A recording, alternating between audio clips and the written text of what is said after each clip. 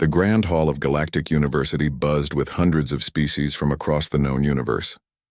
Among them walked Tom, an unremarkable human from Earth, who had been selected as part of the first exchange program with the Galactic Confederation. 3 cycles. Tom had been just another student. The other species viewed humans with mild curiosity at best, condescension at worst. Humans were among the physically weaker species, lacking natural weapons, armor, or impressive sensory capabilities. The Confederation classified Earth as a Class 3 temperate world, pleasant, mild, and unremarkable. "Tom, over here," called Lyra, a tall, blue-skinned Andoran with 4 eyes that blinked in sequence. She waved from their usual table in the university's dining hall. Tom joined his study group.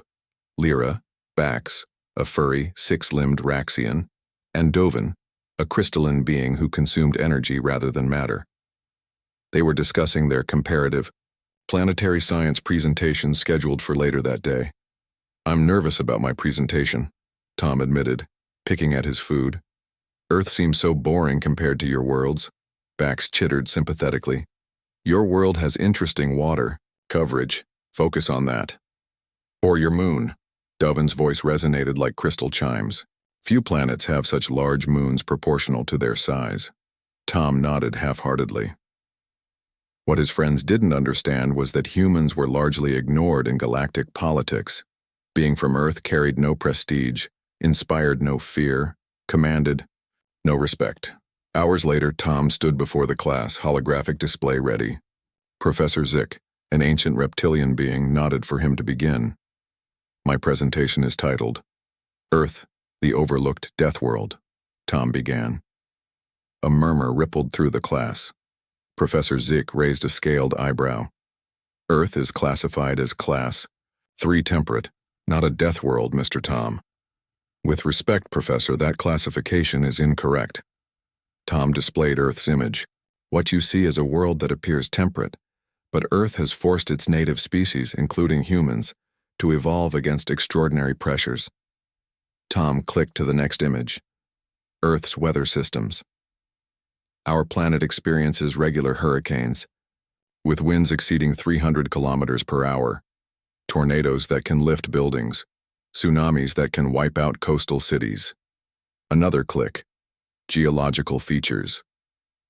Active volcanoes numbering in the hundreds, earthquakes that can level cities without warning, entire regions where the ground occasionally liquefies. The class had fallen silent. "But the true danger," Tom continued, "is biological." He displayed microscopic images. Earth's microbiome contains millions of pathogens in constant evolutionary arms race with hosts. Our medical history is a chronicle of plagues that have wiped out significant percentages of our population. Dovin's crystalline form dimmed slightly. Lyra's 4 eyes were wide open simultaneously, a sign of shock in her species. "And the fauna?" Tom displayed images of bears, lions, sharks, and venomous snakes. Predators that can kill with one bite. Venom that can stop a heart in minutes. Parasites that hijack nervous systems. Bax's fur stood on end. "Even our plant life is trying to kill us." Tom displayed images of poison ivy, deadly nightshade, and other toxic plants. "Many Earth species have evolved chemical defenses fatal to consumption," Professor Zik interrupted. "If what you say is true, how have humans survived?" Tom smiled. "Adaptation. Humans can survive in nearly any environment on our planet, from freezing poles to scorching deserts. We can eat almost anything, digest substances toxic to other species.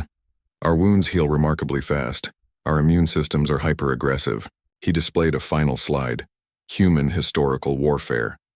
And we've been fighting each other for millennia. Every weapon, every strategy, every defense you see here was developed to use against ourselves. What do you think happens when a species evolves on a world that constantly tries to kill it, then spends thousands of years trying to kill itself and survives both?" The room was utterly silent. Earth isn't Class 3 temperate, it's a death world, and humans are what survive there. We don't have natural weapons because we made better ones. We don't have thick skin because we made armor. We don't have enhanced senses because we built machines to sense for us. Tom took a deep breath. The Confederation doesn't fear humans because they don't understand us. But they should. Not because we're conquerors or warriors, but because we're survivors. On a world that should have killed us 1,000 times over, we thrived. As Tom concluded, the silence lingered. Then Professor Zig slowly stood. In 30 years of teaching, I've never recommended an immediate classification review. The professor's voice was solemn. Until today, your evidence is concerning.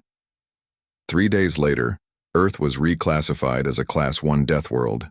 Humans were reclassified as an apex survival species.